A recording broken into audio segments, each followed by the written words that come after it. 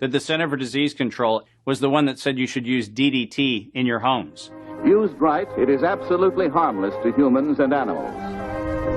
Remember the name, DDT. It spells certain death. A scientific panel today reported that pesticides may indeed represent a grave threat to mankind. Remember the swine flu scare of 1976? That was the year the U.S. government told us all that swine flu could turn out to be a killer, and Washington decided that every man, woman, and child in the nation should get a shot to prevent a nationwide outbreak, a pandemic. Well, 46 million of us obediently took the shot. Did anyone ever come to you and say, there's the possibility of neurological damage if you get into a mass immunization program? No. No one ever did? No. I can't believe that they would say that they did not know that there were neurological illnesses associated with influenza vaccination. That simply is not true. We did know that. Then he's lying. I guess you would have to make that assumption. Then why does this report from your own agency list neurological complications as a possibility? You didn't feel it was necessary to tell the American people that information. Dr. Sensor's CDC also helped create the advertising to get the public to take the shot. The vaccines are safe, so roll up your sleeve. And now Americans are claiming damages from Uncle Sam amounting to $3.5 billion.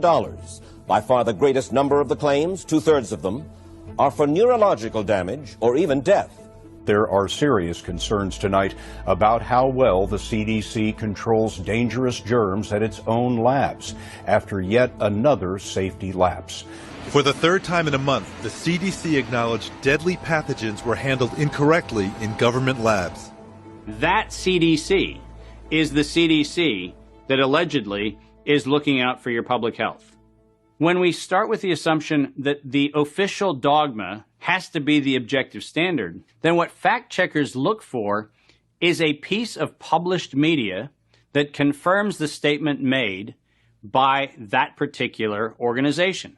And then debunkers and conspiracy theorist blower-uppers come in and say, we're going to make this thing clearly the scam that it is. Every media outlet that is in the public media right now has planted evidence, and they have re-ranked pages. So if you look today at face mask wearing, and if you look today at social distancing studies, you will see the studies that used to be number 1, number 2, number 3 on the pages of PageRank search don't exist anymore. And what is there are studies that wind up having headlines that support the common narrative. You're going to be hearing more about advanced guidelines. Because if you can keep people from assembling, guess what they're not talking about? They're not talking about the issues of the campaign. If you can keep people in their homes, the only source of information that you can have is what you curate for them. Now I know how to target my electorate. They're in the only place I allow them to be, being fed the only message I'm allowing them to hear, through a media that I control.